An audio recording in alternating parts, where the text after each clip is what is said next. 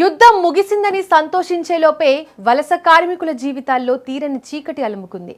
Qatar దేశంలో జరిగిన ఒక భారీ పేలుడు ప్రపంచవ్యాప్తంగా ఉన్న భారతీయ కుటుంబాల్లో తీవ్ర విషాదాన్ని నింపింది. గల్ఫ్ దేశాల్లోని అత్యంత కీలకమైన పారిశ్రామిక నగరంలో జరిగిన ఈ ప్రమాదం అంతర్జాతీయ ఇంధన రంగాన్ని సైతం ఒక్కసారిగా కుదిపేసింది. ఎంతో కాలంగా ఉపాధి కోసం ఎదురుచూస్తూ పనులు మొదలుపెట్టిన తరుణంలోనే ఈ దారుణం జరగడం అందరినీ దిగ్భ్రాంతికి గురిచేస్తోంది. ఖతార్ దేశంలోని ప్రసిద్ధ రస్ లఫాన్ పారిశ్రామిక నగరంలో ఉన్న గ్యాస్ క్షేత్రంలో ఆదివారం రాత్రి ఘోర ప్రమాదం చోటు చేసుకుంది. అక్కడ ఉన్న బార్డన్ గ్యాస్ సరఫరా ప్లాంట్లో ఒక్కసారిగా పెద్ద శబ్దంతో పేలుడు సంభవించింది. ఈ దుర్ఘటనలో మొత్తం 13 మంది కార్మికులు అక్కడికక్కడే ప్రాణాలు కోల్పోయారు.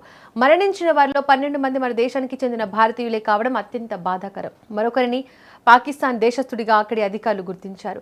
ఈ పేలుడు తీవ్రత ఎంత బలంగా ఉందంటే ప్లాంట్ పరిసరాల్లో పనిచేస్తున్న 66 మంది కార్మికులు తీవ్రంగా గాయపడ్డారు. వీరిలో భారత్, పాకిస్తాన్, ఖతార్ సహా వివిధ దేశాల పౌరులు ఉన్నారు.